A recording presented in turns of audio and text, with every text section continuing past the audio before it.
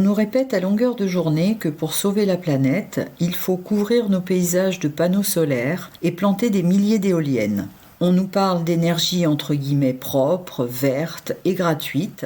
Alors dans cette vidéo, nous allons pointer les mensonges par omission dans ce récit et montrer factuellement que, en réalité, cette transition détruit 1000 fois plus de nature qu'elle n'en sauve. Aujourd'hui, nous allons oublier la communication et les postures politicardes pour simplement regarder un peu de chimie, de physique, de comptabilité et surtout les quantités de métaux qui sont arrachés à la Terre.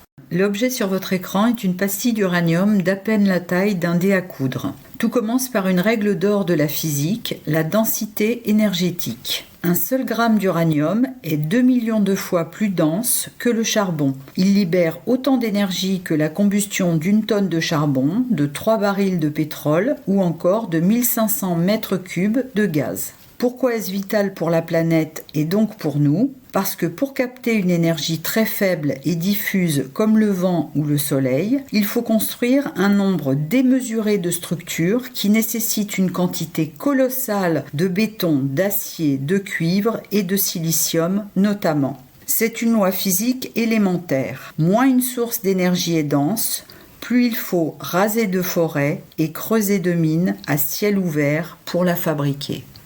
Mais pourquoi ne nous parle-t-on jamais des métaux lourds et de cette pollution minière ? Tout simplement parce que des institutions comme le GIEC ont un mandat strictement centré sur le CO2 et le climat. En focalisant toute l'attention du public uniquement sur le CO2, on laisse dans l'ombre les véritables empoisonneurs du vivant, les oxydes d'azote, les dioxydes de soufre qui acidifient les pluies et les métaux lourds comme le mercure, le cadmium ou le plomb qui s'accumulent dans nos sols, nos cours d'eau et contaminent notre alimentation, entre autres. Voyons les faits. Une centrale à charbon rejette des dizaines de kilos de mercure et des milliers de tonnes de soufre dans l'air. La fabrication de panneaux solaires et des éoliennes génère du cadmium et des centaines de kilos d'acide toxique dans les pays producteurs. Le nucléaire, lui, ne rejette ni mercure, ni soufre, ni cadmium, ni particules toxiques. Ce qui sort de la tour d'une centrale n'est que de la vapeur d'eau pure. Parlons maintenant de l'espace pris à la nature pour édifier ces structures. Pour produire 13 TWh par an, une seule centrale nucléaire occupe moins de 3 km², à peine la surface de l'aéroport d'Orly. Pour obtenir la même électricité avec du solaire, il faut tapisser quasiment la surface de la ville de Paris sous un miroir ininterrompu de 80 à 100 km² de panneaux. Et en éolien terrestre, c'est l'emprise au sol d'une ville comme Chartres ou Saint-Malo, éclatée en plus de 1500 mâts géants dispersés dans nos campagnes. On essaie aussi de nous faire croire que le nucléaire coûte trop cher parce que l'investissement initial fait peur. Mais faisons la seule comptabilité qui compte finalement pour nous clients. Combien coûte la production d'une même quantité d'électricité sur la durée ? Pour produire 13 TWh par an pendant 60 ans, de quoi alimenter 2 millions de foyers, côté nucléaire, il faut une seule centrale de 2 réacteurs. Son chantier coûte environ 18 milliards d'euros, amorti sur une durée de vie de 60 ans minimum, soit un investissement d'environ 300 millions d'euros par an. Côté éolien, comme une éolienne ne produit que 20 à 25% du temps et qu'elle est usée au bout de 20 ans, il faut démolir et reconstruire le parc entier 3 fois de suite sur 60 ans. Ce n'est donc pas 1500, mais plus de 4500 éoliennes qu'il faut fabriquer, poser, puis détruire. La facture totale monte à plus de 22 milliards d'euros, soit 370 millions d'euros par an. Côté solaire au sol, pour sortir ces 13 TW annuels, il faut recouvrir 80 à 100 km² de panneaux. Sauf qu'un panneau solaire dure 25 ans. Il faut donc tout racheter et tout réinstaller une seconde fois sur 60 ans. L'addition monte là aussi à 20 milliards d'euros, sans même compter les batteries ou centrales à gaz nécessaires pour la nuit. Dans tous les cas, le renouvelable coûte plus cher en capital que le nucléaire, tout en nous condamnant à un chantier de reconstruction permanent. Et c'est là que tombe le véritable coup de massue écologique. Parce que tous ces milliards d'euros dépensés à renouveler du matériel tous les 20 ans, ce sont en réalité des montagnes de minerais qu'il faut continuellement arracher à la terre ou retraiter à coups de procédés de recyclage lourds, polluants et extrêmement coûteux en énergie.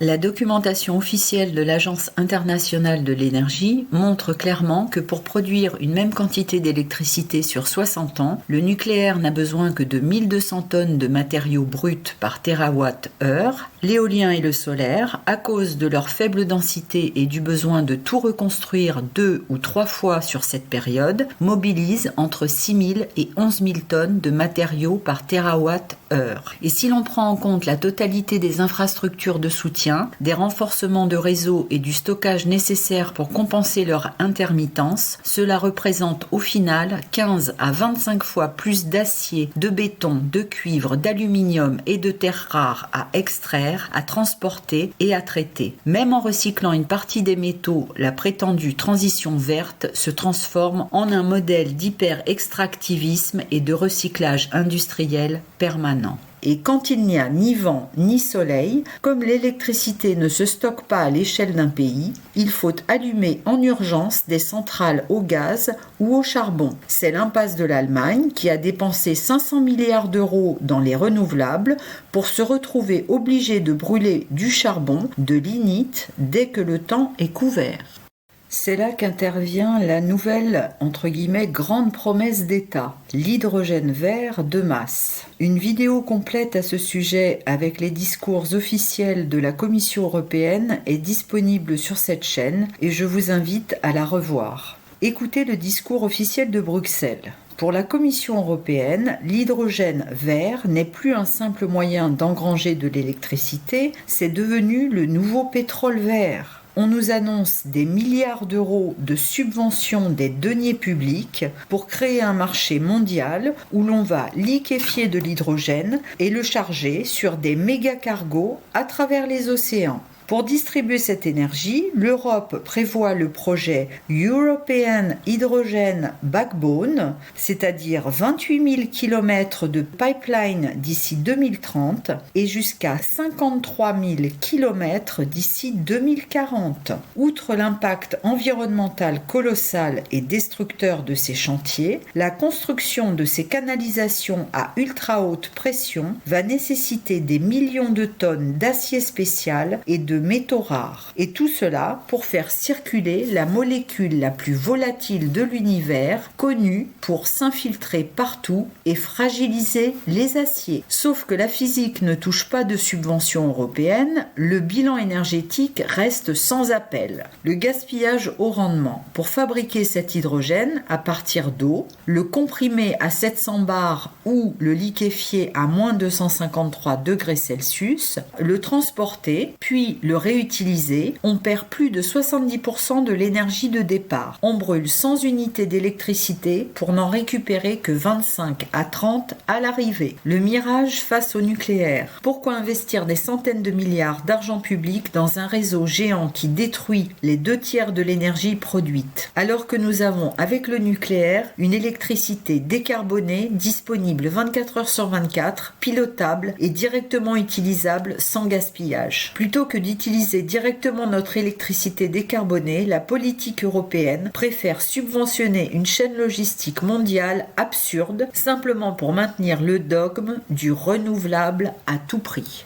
Arrive enfin l'autre argument massu, mais que fait-on des déchets nucléaires ? Commençons par nous débarrasser des idées reçues sur le nucléaire. Quand un combustible sort de nos réacteurs actuels, 96% de sa matière est composée d'uranium et de plutonium réutilisables. Ce que l'opinion publique prend pour des déchets est en réalité une réserve énergétique colossale. Sur notre sol, nous stockons déjà de quoi produire de l'électricité pendant plusieurs siècles. Alors oui, aujourd'hui, les réacteurs actuels importent encore de l'uranium brut. Mais les réacteurs de 4e génération à neutrons rapides, comme le projet français Astrid, qui a été absurdement arrêté, sont capables de brûler directement ces 96% d'uranium et de plutonium déjà stockés chez nous, et c'est la clé d'une indépendance énergétique totale pour les siècles à venir. Les réacteurs de 4e génération à neutrons rapides sauront non seulement brûler ces 96% 96% de matières restantes, mais aussi de transmuter les actinides mineurs contenus dans les 4% de déchets ultimes. Cette transmutation fera repasser la radioactivité du stockage à un niveau naturel en 300 ans seulement, contre plus de 100 000 ans aujourd'hui. Quant aux produits de fission ultimes inévitables, ils sont vitrifiés dans un verre borosilicate,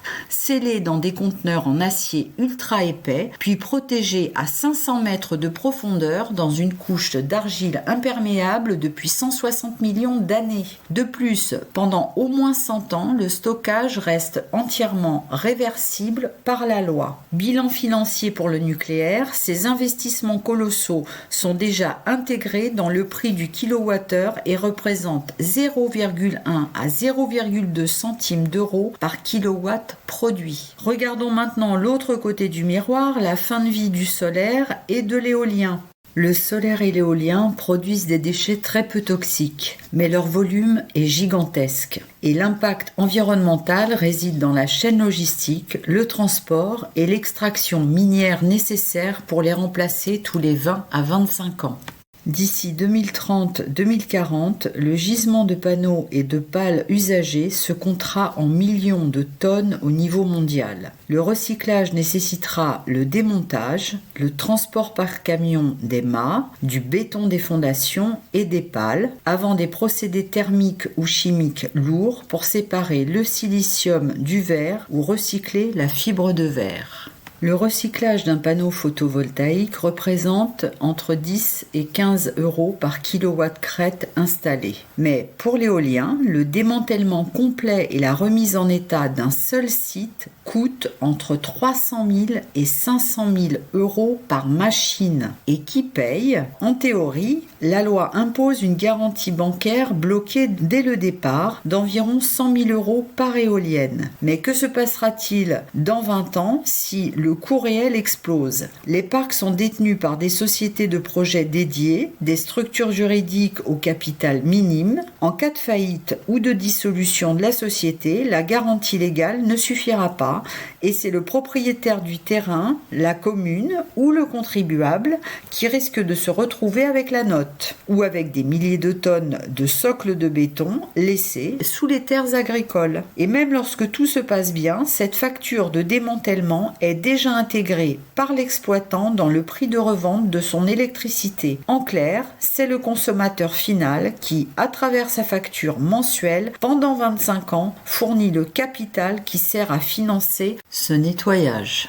Alors, comment est-on passé de champion mondial de l'électricité pas chère et souveraine à un pays qui craint des coupures en hiver et qui pratique des prix empêchant des familles avec des enfants d'allumer leur chauffage, par soumission aux intérêts privés et aux technocrates bruxellois. Dès les années 1990, sous la pression d'accords électoraux et d'ONG financés à coups de millions, l'État a fait le choix de l'idéologie contre la physique et l'intérêt général. Résultat, la fermeture absurde de Fessenheim en juin 2020, qui venait pourtant de passer avec succès sa 3e visite décennale, validée par l'ASN, et où EDF avait investi plusieurs centaines de millions d'euros pour la porter au standard post-Fukushima en vue de ses 40 à 50 ans d'exploitation. Après l'arrêt arbitraire du projet Astrid, en août 2019, le prototype français de cette 4e génération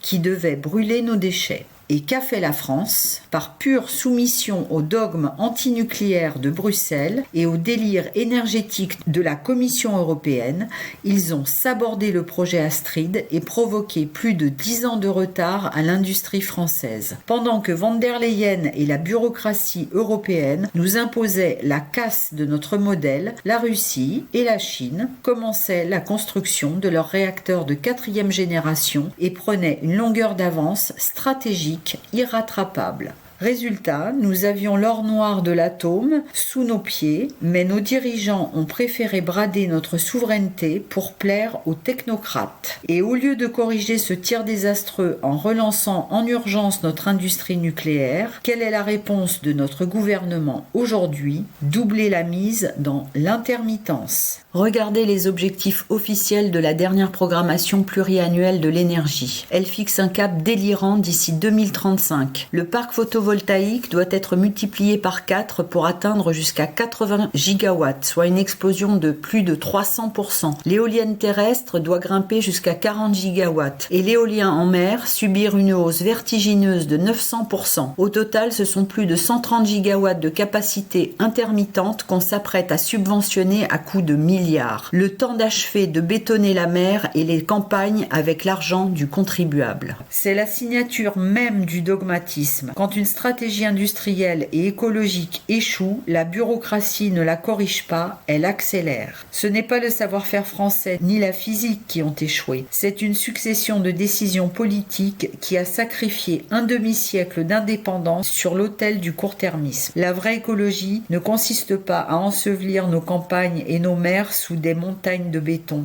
d'acier et de métaux lourds pour capter un vent capricieux. Elle consiste à utiliser l'intelligence humaine et la densité de la matière pour produire une électricité abondante et propre, tout en laissant la Terre intacte pour les générations à venir.